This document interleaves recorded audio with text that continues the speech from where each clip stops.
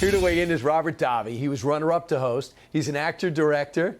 Robert, your thoughts, because a short time ago, the cast of Hamilton was canceling as he took over the Kennedy Center and replaced their board, and now he's hosting the show.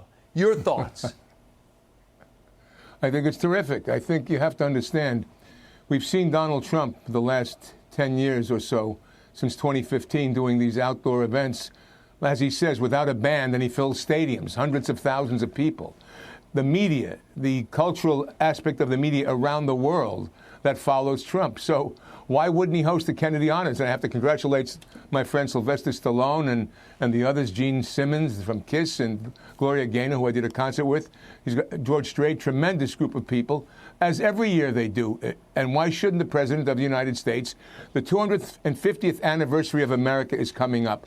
Why not start it off with a bang and let the President, who is adept at hosting, as we know from the Apprentice show, and also the rallies that he's thrown around the world. I mean, some of the shows are really funny, but they're all left-wing, and they all don't like Republicans, and they basically told Trump to stay home last term. And he says, okay, I'll replace the board, and I'll host. So that's the ultimate in your face. The New York Times writes this: Hollywood is changing for the better, too. It says Hollywood is hot, horny, and white again. More evidence was needed that the progressive snowflake era of Hollywood is over. Look at Basic Instinct. It's now started. They're coming back with more aggressive shows. Even though they're not worthy of it, the president's push against DEI is saving Hollywood. Your thoughts? I think it's about time. Let me tell you, I've been in Hollywood for almost 50 years, 5 decades. And I've seen it creep in, Brian. I've seen the cultural revolution creep in. And I was going to be in a film called Blood In, Blood Out. Taylor Hackford was directing, and I was to play a character called Montana Segura, who was the head of the Under movement. But because I was Italian, but not Hispanic, they took the part from me. Now, there's many Hispanics that have played. This is over 10, 15 years ago. My daughter, who is 15 years ago, she's 25 now, 24, she came home from school one time and she said, "Dad, I'm ashamed of being white." This is in California. I know.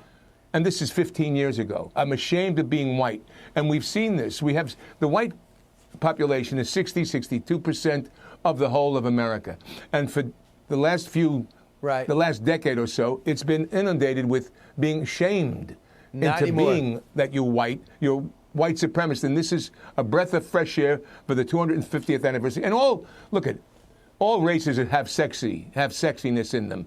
But I think the whole thing with Sydney Sweeney, Caitlin Clark dominating female sports. Robert, why not? We need another hour. But unfortunately, Jesse Waters won't give it to us, or Rachel Campos-Duffy tonight. Robert, thanks so much. Hey, Sean Hannity here. Hey, click here to subscribe to Fox News YouTube page and catch our hottest interviews and most compelling analysis. You will not get it anywhere else.